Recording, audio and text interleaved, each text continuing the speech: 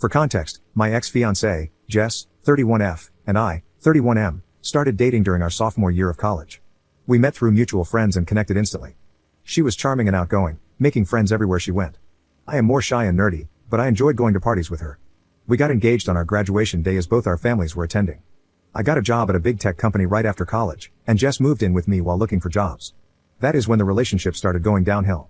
Jess was an art major and had trouble finding a stable job. She did a bunch of freelance work and mostly worked from home. I was overwhelmed with work. She always wanted to go out to bars and clubs, while I wanted to rest in the evening after working 10 to 12 hours. I was okay with her going out with friends alone, and I would sometimes tag along on the weekends. It bothered me that she was still in her party girl phase. She complained that I was becoming boring and should enjoy my early 20s before we settled down. I was also not happy with the friends she hung out with, as there was a lot of drinking and illicit substance use. Even when I went out with her friends, she would be extremely flirty with guys in her friend group. Her excuse was always that she gets flirty when she is drunk or that she was just joking. I had enough and decided to call off the engagement after 2 years, as we were just different people at that point. The breakup was messy, and she kept trying to get back with me for almost a year. There were some instances where Jess may not have acted in her best judgment, and I blocked her from all my social media. I did not want to deal with the drama and wanted to move on. I also got a transfer to another town around that time and never heard from Jess again. This is when I started dating my wife, Olivia, 30F. My wife was the exact opposite of Jess. She was very soft-spoken and a homebody like me. She knew I was engaged before. We dated for 3 years and have been happily married for 2 years now. One of the things I never changed after I got married was my Thursday nights. 3 of my closest college friends are now scattered across the country, and we generally play a video game together on Thursday evenings, a tradition since our college days. Olivia has often complained that she gets bored during that time. About 6 months ago, Olivia told me she received a Facebook invite for a group where they had painting and wine nights on Thursdays. It was mostly 8 to 10 women who got together at someone's house and spent the evening painting, drinking wine, and gossiping. According to Olivia, it was just a few housewives and divorcees, and they welcomed her. One of the women's names was Jess, but I did not think much of it. 2 weeks ago, Olivia told me it was Jess's birthday, and they wanted to have a ladies' night at a club. Olivia hates loud music, but Jess convinced her to come for dinner and some drinks. On that night, I got a call from Olivia at 10 p.m. asking if I could come and pick her up. I could tell something was wrong and immediately left to pick her up. I went to the bar and went in to pick up Olivia. I was shocked when I realized that her friend Jess was my ex-fiancée. She also looked surprised to see me there.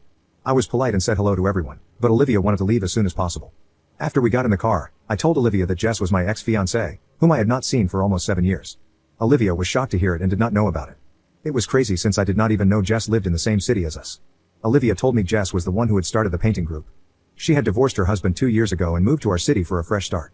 The reason why she called me was because she was getting uncomfortable with the situation at the bar.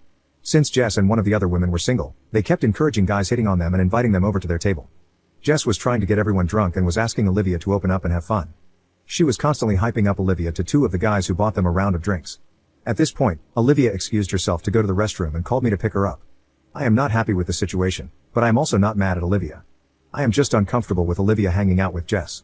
I told Olivia the same. Olivia told me that she was never going to put herself in the same situation again with Jess or anyone else. Also, this friends group is the only real social life she has since we both are in a completely new city. She does not want to stop going to her painting nights with her friends. I brought up the thought that Jess could be acting in malice, but Olivia told me she did not think Jess would know I was her husband as Olivia never showed my picture to anyone in the group. She also said that it's been 7 years since we broke up. Jess is a kind person, and I should not judge her based on one night when she was drunk. She still wants to stay friends with Jess. On one hand, I do not want to separate Olivia from her friends. But my gut feeling is telling me something is off in this situation. Besides, it feels weird to have my ex be friends with my wife. Am I overreacting to want Olivia to stop being friends with Jess because of my gut feeling? Update 1. I posted about how my ex-fiancé tried to get my wife to cheat on me 3 months ago. Things were good since then, but last week has been crazy, and I wish my wife were not as naive to let Jess back into our lives. I really need help on what I can do at this point. For reference, I broke up with my ex-fiancé 7 years ago, and have been together with my wife for 5 years, married for 2. After the night of Jess's birthday, where she tried to get my wife drunk and flirt with strangers, I had a long conversation with my wife. I laid down why I was uncomfortable with her hanging out with Jess. My wife agreed with most of what I said, but she feels that enough time has passed now where we can let things go. She also talked to Jess and Jess told her that she had no idea about me and that it's just one happy coincidence. Jess also insisted to my wife that she moved on with her life after our breakup, found love, and unfortunately, the marriage did not last. She suggested that we all go out for dinner together and clear out the issues. Jess also insisted that she was just having fun at the bar and apologized to my wife if her drunk behavior made her uncomfortable. My wife asked me if I would be okay with their friendship as she has not found a social group in the new town for a long time, and Jess seems like a changed person. She also told me that she would only meet these women during her art night and not go out on girls' nights or trips. I felt that as long as Olivia was comfortable, I should not have any reason to be worried. We also had dinner with Jess once, and Jess was very friendly. She told me about what happened in her marriage and how she is on her healing journey right now. She also apologized to me for her behavior during our last few months together. Jess now owns a business and works as a freelance artist and graphic designer. I was gracious, as we were just 23, and I harbored no ill feelings. My wife also started hosting art night at our place once a month or so, and I had to move to my office for my game nights. Last week, after the art night, Jess and another lady stayed back, and we were all drinking wine and chatting. The other lady was asking questions about Jess and me. Jess told her that it was old history and that I went no contact with her for 4 years. That was why she had no idea about Olivia. Olivia looked at me and asked Jess, "You mean 7 years ago, right?" Jess said no, that was when we broke up. However, she claimed we met every time I came back to my hometown. I thought she was drunk, so I corrected her again, saying it was 7 years ago, and she was misremembering things. Jess said maybe, and we moved on. The next day, Jess sent a bunch of photos to my wife of me and Jess hanging out. They were just innocent photos of us having dinner, at a music festival, working out together, etc. The weirdest part was that I had a few tattoos on my body that I got only after I broke up with Jess. I also don't remember ever owning the clothes that I was wearing in some of the photos. They were even time-stamped 4 years ago, Christmas 2019. Olivia freaked out because we started dating in the summer of 2019. I did make a trip alone to my hometown at Christmas 2019. However, I never met Jess. She started asking me why I did not tell her about meeting Jess. I tried to tell her that these things never happened, but she does not believe me. She also called Jess, and Jess told her that we met because I was back in town. However, she claimed we were just platonic at that point and it was not what my wife was thinking. I confronted Jess, and she told me that I was stupid not to tell Olivia about meeting her and also not telling her about Olivia. She says that I told her I was still single. Olivia is very angry at me. She is not believing a word I am saying. I keep telling her that I have not seen Jess for 7 years. Olivia says she does not mind me meeting her, but I should have told her as we were together. I volunteered to show her all my phone records during that time, but they only go back 3 years on my carrier. I am confused about how those photos can even exist when I never met her.